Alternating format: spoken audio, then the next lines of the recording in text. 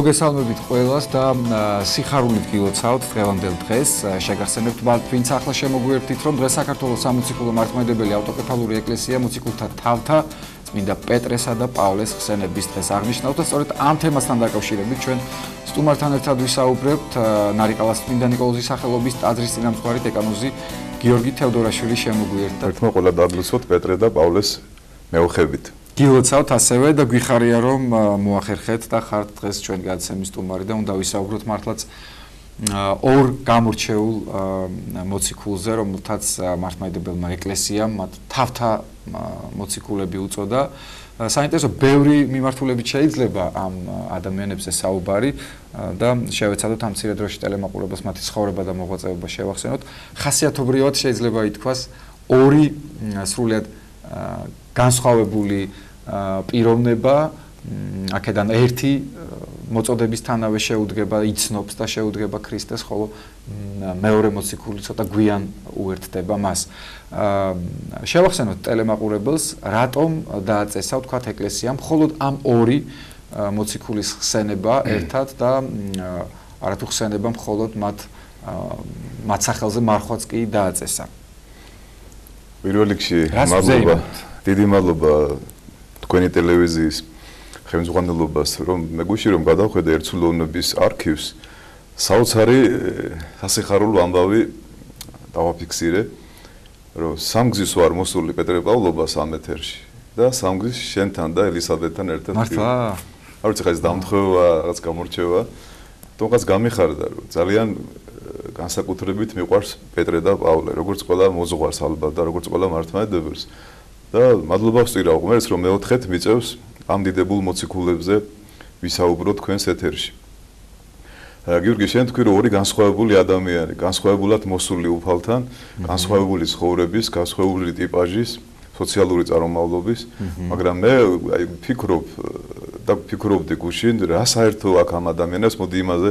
კი, ძალიან საინტერესო, ამიტომ თქვი მე სპეციალურად გავხაზი ამას. როგორც მე დავაფიქსირე, აქვთ თავარი საერთო და რა პირველ რიგში. ძალიან რთულია ახლა ილაპარაკო იმ ადამიანებზე, რომლებიც ოდესღაც იყვნენ მტრები ქრისტესი, ერთი იყო მტერი ქრისტესი და დევნიდა ქრისტიანებს და მეორე სამგზის უარყო იესო ქრისტე. იუდამ ერთხელ უარყო, ხო, გასცა და პეტრემ სამჯერ.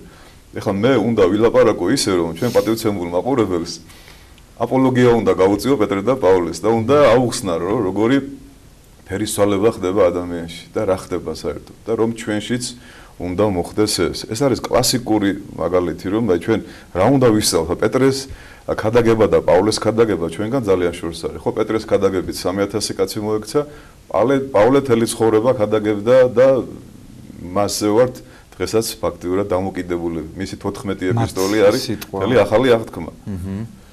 ხო, და ჩვენ ცხოვრებაშიც ალბათ ყოფილა ან არის მომენტები, რომ ჩვენ უარყოფთ ქრისტეს, მაგრამ რჩებით ქრისტეს უარყოფაში და გონია ჩვენი თავი ქრისტიანები. აი ეს არის ძალიან საინტერესო. ყველა მისის ვიხლა, ვინც მე მიცნობს, ჩემი საყვარელი ხატი არის პეტრე მოციქულის ხატი, საქართველოში ეს ხატი არ იყო, ახლობელმა გამომიგზავნა უცხოეთიდან. ესეთი მობუზული პეტრე მოციქული ზის პატარა სკამზე და შეყურებს მამალს და თვალებიდან მოსდის რემლები. ახლა ყველა იფიქრებს, რომ აი ნახე როგორ სინამდვილე ქონდა პეტრეს ხო მამლის ყივილზე. ჩვენ შეიძლება თელი ცხოვრება მამლის ყივილი ვერ გავიგონოთ. თბილისში მამლის ყივილს ვერ გაიგონებ და შეიძლება უკვე სოფელშიც ვეღარ გაიგონო მამლის ყივილი, ხო? მამლის ყივილი კი არა. იმ ადამიანებს, ვისაც ჩვენ ვაწყენინეთ და გული ვატკინეთ, აი მათი წარმოდგენა უნდა გქონდეს ხშირად თვალწინ და იმაში უნდა ვტიროდეთ ჩვენ. და არა ზიარების წინ შემინდე თუ შეიძლება მაპატე როცა დიდი მარხვა იწყება და ასე შემდეგ. აი სხვანაირად ჩვენი დილა არ უნდა გათენდეს და საღამო არ უნდა დაღამდეს, რომ როცა ჩვენ ყავს ადამიანები, რომლებიც არიან ჩვენზე გაბრაზებულები, გული ვატკინეთ ჩვენი შეიძლება სიყვარულით, შეიძლება გარკვეული ცინიზმით, გარკვეული ჩვენი ცუდი ადამიანობით მიდაპირ თქვა. აი ეს იქნება ჩვენთვის პეტრე პავლობა და ეს იქნება ჩვენთვის მიბაძვა პეტრესი და პავლეს. წარმოიდგინე რომ ადამიანი მებადური, უბრალო ეცხადება საოცარი პიროვნება, ეუბნება ბადე გადააგდე მარჯვნივ, დღისით, დილით, თელი ღამე ვერაფერი ვერ დაიჭირა, ხო? და მაშინვე ემორჩილება, ხო? ჩვენ ვეტყოდით რა უნდა გადავაგდო, ის უნდა რა შე რა იცი, რას მასწავლე, ქართველი ხო ამას ეტყოდა მაშინვე, ხო? მაშინვე ემორჩილება აკეთებს ამას და უამრავი თევზი ამოყავს და ევედრება რომ გამშორდი უფალო მეცოდვილი ადამიანები. როგორ იცნოა რა, მამა, ესეც რა, ესე იგი თუ ცოდვილი ხარ, მაშინვე იცნობ ღმერთს, აი მე მინდა გავაკეთო გიორგი პატარა დასკვნა. როგორ უნდა დავიწყოთ ეკლესიური ცხოვრება და როგორ უნდა ვიცნოთ ღმერთი. როცა მოძღვარი ქადაგებს, ეპისკოპოსი იქნება, რიგითი მღვდელი თუ ვინც იქნება და მე წამონები და სრემლები და შემეხო მისე ქადაგება და მივხვდი რომ ცოდვილი ვარ, აი მე უკვე შევხვდი ღმერთს, მე შევხვდი უკვე იესო ქრისტეს. თუ თქვი, აუ რა კარგად ქადაგებს, ასაყვარელია, აი რა კარგია პეტრე, დამთავრდა ამეთ ყველაფერი. ჩვენ ასე ვცხოვრობთ, მარხვა დამთავრდა, ისევ ხა დავიწყებთ რაღაც ისევ ბოჰემურ ცხოვრებას და ასე შემდეგ.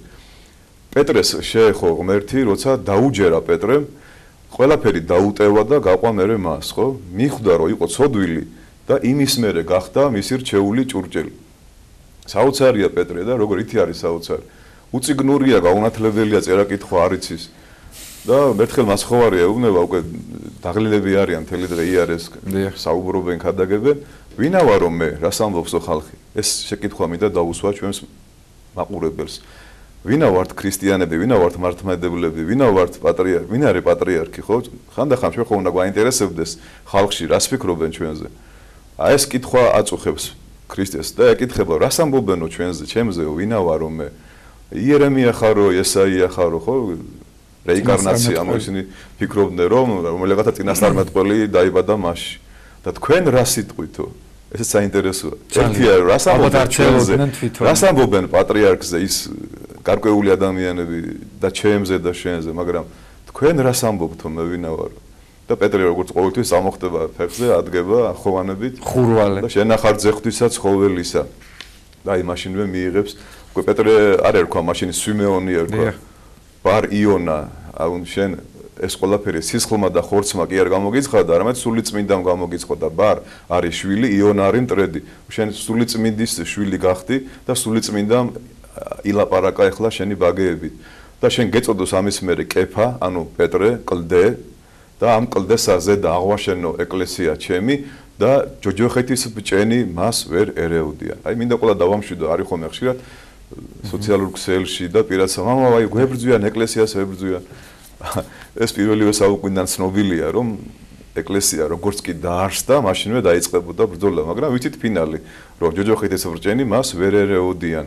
მაგრამ ჩვენ ამით კი არ უნდა გავულაღდეთ და კი არ უნდა გულზე ხელი კი არ უნდა დავიკრიფოთ და ვთქვათ, რომ ყველაფერი კარგად არის და ჩვენ მაინც გავიმარჯვებთ.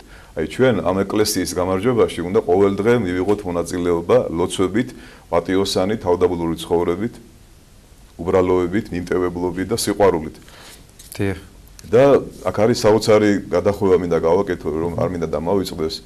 ეს ადამიანი, რომელიც სულიწმინდით მეტყველებს, პეტრე, გავა რამდენიმე წუთი, დღე და კვირა კი არა, რამოდენიმე წუთი გავა, ქრისტე რომ ყვება რომ აი ზეკაცისა იქნება გაცემული, ჯვარცმული ნაწამები, არ გააკეთო უფალო ეს, გაუთხილდი შენ თავს, პეტრე, უნდეო.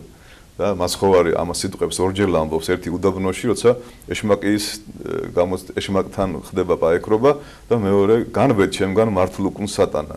წეგან ბარ იონა იყო სვიმონი და ეხლა არის ეშმაკი. როგორი კონტრასტია რა? რა საინტერესოა რა. ეს შეიძლება მოძღვარიც იყოს ასეთი, რომ შეიძლება ერთ დღეს იყოს ქრისტეს მსახური და მეორე დღეს და თითოეული ჩვენგანიც ასევე. და ჩვენთაგანიც ასეთი ის მინდა ესეთი პასაჟები დავანახო ჩვენ მაყურებელს, რომ და რაც მთავარია, ძალიან მიყვარს ეს პეტრეს აი ესეთი მდგომარეობა, რომ როცა აღდგება ქრისტე, ეუნება მარიამ მაგდალინელს და მერე საცხედებს ახარეთო მოციქულებს და პეტრეს. მოციქულებიდან გაყენებულია, ხა წარმოიდგინე, რომ სასულიერო პირი ხარ, მოციქული ხარ და დაგაყენეს ამ მდგომარეობიდან. ყველას დიდი სასჯელი არის ის, რომ მოციქულს რო ეტყვი, რომ მოციქული აღარ ახარ და მღვდელს რო ეტყვი, რომ შენ მღვდელი აღარ ახარ და შენ ვერ ჩაატარებ წირვას და ვერ იქადაგებ. ამაზე დიდი სასჯელი არ არსებობს. მე ასე ვფიქრობ. ძალიან საინტერესო პერსონა თუ შეიძლება ასე ითქვას, არის მეორე მოციქულიც, არა? სრულიად თავში ვთქვით და ხაზი გაუსვთ ამას, რომ ბევრი რამით განსხვავდებიან ერთმანეთისგან, თუმცა ერთი ყველაზე მთავარი რამ აერთიანებთ მათ ქრისტე და მისი სიყვარული. უარყოფელი და მდევნელი ხდება მოსიყვარული. ხო, ესე იგი ბენიამინის ტომიდან ჯულით ფარისეველი, სასტიკი მდევნელი პირდაპირ ასე წერია, ხო, ქრისტიანებისა. კილიკის ტარსუსში დაბადებული რომის მოქალაქე დაბადებიდანვე ფარისეველთა პარტიიდან ზილოტი, ესე იგი თუ კი რამე იყო საამაყო ებრაელებში, ყველაფერი ქონდა და იმ დროში ბრძენი რაბინის გამალიელის ფეხებთან აღზრდილი, როგორც თვითონ ამბობს წმინდა განათლებითაც ესე იგი ეს ნიშნავს დღეს ოქსფორდი რო ქონდეს დამთავრებული კემბრიჯი, ჩვენი ჯავახიშვილი, რა იცი, თუ კი რამე დიდი არსებობს, ყველაფერია დამთავრებული ქონდეს და ხარ მოშურნე ზდევნი სექტანტ ჭყალებში ქრისტიანებს, დგეხარ უყურებ, გიხარია როგორ აწამებენ პირველ დიაკონ სტეფანეს, პირველ მოწამე სტეფანეს, დგეხარ და ის ვინც მას აწამებს, მათ შესამოსებს დარაჯობ და უფალს ადიდებ ამით, რომ ნახე როგორ ეწამება ეს ადამიანი. ფიქრობენ კომენტატორები, რომ მაშინ მოხდა მისი პირველი დაფიქრება, რაღაცა ძრა, რაღაცა ძალები, რაღაცა ხდება, რაღაცა განსაკუთრებული ხდება და შემდეგ ის სიხარულით გამოითხოვს სიას ნუსხას იმ ქრისტიანებისას, ვინც დამასკოში მოღვაწეობენ და იერუსალემიდან მიდის დამასკოში მიდის და გზაზე ხდება მისი ფერისვალება, ეცხადება იესო ქრისტე, ესმის მას ხმა, საულ, რატომ მდევნი მე? საული ერქვა ადრე, შემდეგ ერქვა მოგესწრებათ პავლე და აი მაშინვე მისი სიბრძნე და მისი გონიერება რა შეგამოიხატება, ვინ ხარ შენ უფალო და რა გინდა რომ გავაკეთო? მინდა ახლა ჩვენ პატივცემულ მაყურებელს დაუსვა კითხვა, ჩვენ ლუარსაბივით მოვდივარ და ეს მინდა, ის მინდა, ძალა მომეცი, უფალო ეს მომეცი, ის მომეცი, სულ რაღაცა გვინდა მომეცეს უფალმა. და პეტრე პავლე რას აფუნება, რომ ვინ ხარ შენ უფალო და რა გინდა რომ მე გავაკეთო? ერთხელ გიორგი სიონში ვიყავი, სტუდენტი ვარ და ხშირად ჩავდიოდი ხოლმე და უსმენდი ქადაგებებს, უსმენდი, მაშინ სიონი იყო ყველაზე ესეთი მასშტაბური დიდი ტაძარი და ერთი მოხუცებული შვილკვდარი დედა დგა ღვთისმშობლის ხატთან და შენ ხო შვილკვდარი დედა ხარო, რა გინდაო რომ გაგიკეთო? რამე ხო არ გინდაო ჩემგანო? გესმის აი რამხელა სულიერება რომ იქით ჩვენ ხო ყველაფერს ვევედრებით რომ ქრისტეს, ღვთისმშობელს, პეტრეს, პავლეს და რა გინდა რომ შენ გაგიკეთო? რა უნდა უფალს გიორგი ჩვენგან? უფლისნება არის ყოველთა კაცთა ცხონება და ჭეშმარიტებასთან შინა მოსვლა. აი ეს არის პირველი, რაც ჩვენ უნდა გვახსოვდეს, რა უნდა უფალს ჩვენგან? შენი ლოცვები არაფერში არ ჭირდება მას. შენი ქველმოქმედება არაფერში არ ჭირდება, ჩვენ გვჭირდება. უფალს ჭირდება რომ შენ გადარჩე და ეშმაკის მახეში გაბმული არ დარჩე ბოლომდე. აი ეს ჭირდება უფალს და ეს რომ გაიგო მე პავლემ რაც ჭირდებოდა ღმერთს მისგან, ინათლება თვალები აეხილება და აი მას შემდეგ მე ურჩევ ყველას რომ არ ვიცი წაიკითხეს თუ არა პეტრე პავლეს ცხოვრება, მაგრამ მე ვერ წარმომიდგენია ჩვენი ცხოვრება ისე პეტრე პავლეს ცხოვრება თუ არ ვიცით და თუ და აი წეგან დამავიწყდა გიორგი შენთან საუბარი ყოველთვის საინტერესოა და სულ მეხმარები ჩვენ და ელისაბედი, მაგრამ არ მინდა დამავიწყდეს ეს მომენტი და ყველას მინდა უთხრა როგორ ახდება მისი დაბრუნება 60 კილო დასში. გიყვარ პეტრე მე ეკითხება ღმერთმა ხო იცის ჰე უფალო მაშინვე პასუხობს რა თქმა უნდა. მე მეორედ ეკითხება გიყვარ მეა პეტრე ჰე უფალო დამწყემსე ცხოვარნი ჩემნი ყველა მოძღვარს მინდა შევახსენო რომ ჩვენ მრეული არ აკვავს, მრეული არის იესო ქრისტეს. აი დიდი მრეული ყავს ჩემი სულიერი შვილი. ჩვენ მადლობა ღმერთს დაგვადგინა მადლით ღმერთმა გარკვეულ ეკლესიებში და იქ ჩვენ ვქადაგებთ ღვთის სიტყვას და მესამედ გიყვარ მეა პეტრე და ხო იცი უფალო რომ უკვე ხო შენ ხო მიცი რომ აი ეს ახლა წარმოვიდგინე რომ სუფრაზე მე და შენ ვარ თან ჩემ სულიერ შვილთან და ვეკითხები გიყვარ ვარ კი მამაო რა თქმა უნდა მიპასუხებენ ხო მეორედ რო კითხო მართლა გიყვარ ვარ კაცო ხო მამაო რა გჭირს ახლა ხო გითხარი და მესამედ შეიძლება გაბრაზდეს რა ეჭვგებარებად მამე რამე გითხრეს ჩემზე თუ რა ხდება ხო აი თუ ადამიანი მართლა გიყვარს აღარ დაეჭდები და აღარ ეგრევე უპასუხებ რომ მართლა გიყვარს და ესე უნდა ვიყოთ ჩვენს არიან ადამიანები გიორგი ახლა სამსახურში რომ მივლენ ერიდებათ რომ პეტრე პავლობა მიულოცონ რომ თქვან მარხვაზე იყვნენ და ზიარება მიიღეს რომ მართლმადიდებლები არიან უკვე დღეს რაღაცა აჩოთი რომ ეცი მე შეკითხვებს დაუსვავენ არ უნდათ ახლა რომ შეკითხვებზე პასუხი გაასცენ და არ უნდათ რომ უხერხულობაში ჩავარდნენ და გაჩუმებულები არიან და ხმას არ იღებენ რომ არა ქადაგებენ პეტრეს და არ ქადაგებენ პავლეს იცით რა იყო პავლესთვის ქრისტეზე ქადაგება რომ ესე აუჯანყდა მას თელი თავისი ტომი და ჯიში და ჯილაგი და ეს ყველას უკვირდა ეს ის არ არისო კაცო ადრე დევნიდაო ქრისტიანებსო და ანუ და ამ დროს როგორ უყვარს პეტრეს თავისი ეროვნება, თავისი იუდაიზმი, თავისი ტომი და გვარი და ყველაფერი და ევედრება რომ ოღონდ ესენიო გადაარჩინეო და თუ გინდაო მე წამწყვიდეო. დიახ. აი მამა გიორგი, თქვენ თვითონ მიბიძგეთ ახლა, თუმცა ვფიქრობდი რომ ამ მიმართულებით დამესვა შეკითხვა, აი თვითონ მაცხოვარი ამბობს ხო რომ მე მოვედი ცოდულთათვის და არა მართალთათვის და უამრავი მაგალითია ეკლესიის ისტორიაში, თქვათ ახლა უცებ მახსენდება მარიამ ეგვიპტელი, თქვათ ანუ წარსული ცხოვრებით როგორი ცხოვრეს და როგორი ფერის ცვალება მოხდა მათში. აი ხშირად გაგიგია თანამედროვეობაში თუ კი გადმოვიდანთ რომ აი ამას რა უნდა ეკლესიაში იტყვის. თანაც ის ადამიანი რომელსაც დათვლილი აქვს რამდენი წელია ეკლესიაში დადის. რამდენჯერ ეზიარა და კიდე უამრავი მაგალითის მოყვანა შეიძლება. ასევე გაიგებთ ხშირად იმას რომ არ მჯერა რა ეხა რაც დაიბადა ადამიანი არის ის არაფრით არ შეიცვლება რაც სულელება არ ხდება. აი რატომ ვეწინააღმდეგებით ასე და ამ დროს ვიმეორებ ეს უფრო მეტად ყურადღება გამახსამახულებელია მაშინ როდესაც თვითონ თვლით რომ ეკლესიურები ვართ და ჩვენ ეკლესიაში სხვა რო შემოვიდა ჩვენ შეგვიძლია რომ განვიკითხოთ აი რამდენად საშიშია დავასრულებ უცებ გვეგონოს რომ იცნობდი ქრისტეს მთელი ცხოვრება ხშირად ვამბობ ამას და ახლოსაც არ იყო გავლილი შეიძლება მასთან გულისხმობ ბუნებრივია გულით და მრწამსით და მსოფლმხედველობით, იმიტომ რომ ამისი მაგალითია პეტრე. ხო? გიორგი, ჩვენ ახლა სავანტყოფოში რო შევიდეთ და დავინახოთ იქ საკაცებზე რეანიმაციულში ხალხი ოპერაციას უკეთებენ რაღაცის და გთქვათ ამათ აქ რა უნდათ? აბა ვინ უნდა იყოს იქ? სავანტყოფოში ვინ უნდა იყოს, ხო? უნდა იყვნენ სნეული ადამიანები. ეს ადამიანი რომელიც სვავს კითხვას რომ ამას რა უნდა ეკლესიაში, მას არ ესმის რომ ეკლესია არის სულიერი სავანტყოფო. და არავის არ ეგონოს რომ იქ წინამძღვარი ყდელი სხვა ვინც ეპისკოპოსი ისინი ჯანმრთელები არიან და ესენი არიან პაციენტები ყველა სნეულები ვართ გიორგი აი ადრე შედარებით ნორჩი სასულიერო პირი რო ვიყავი ჩემი თავი მეგონა ახალი ივანე ოქროპირი მეგონა რომ აი ძალიან მაგარი ყდელი ვიყავი ძველ საყდოლოებას ზევიდან უყურებდი და მათ რა იციან წაკითხული არა აქ სახარება და ისეთი ყოყლოჩინა და ამაყი და ისეთი ვიყავი ხო ეხლა დრო გადის ხო ეხლასაც მე განვიცდი აქ ეთერში რო თქვა არ დაეჯერებათ და შეიძლება თქვან რომ აი პეტრე მოციქულს გაასწრო უკვე სინანულით რა იმიტომ რომ როცა შენ გესმის რომ პეტრე ტიროდა და მამლის ყივილზე ცრემლები მოძდიოდა და დაწითელებული ქონდა ლოყები თუ შენ რაღაცა მსგავსი არ განიცადე ისე ვერ მიხვდები ამას უბრალოდ გეცოდინება ეს წმინდა გარდამოცემა მაგრამ აი ხანდახან იმდენად ვაფიქსირებ ჩემ თავში სუდ გიორგის არა მამა გიორგის სუდ გიორგის სუდ მოძღვარს რომ მართლა მინდება ხოლმე რომ ვიტირო მაგრამ ეხლა რომ ვიტირო იტყვენ ავანტყოფი ან ცუდად არის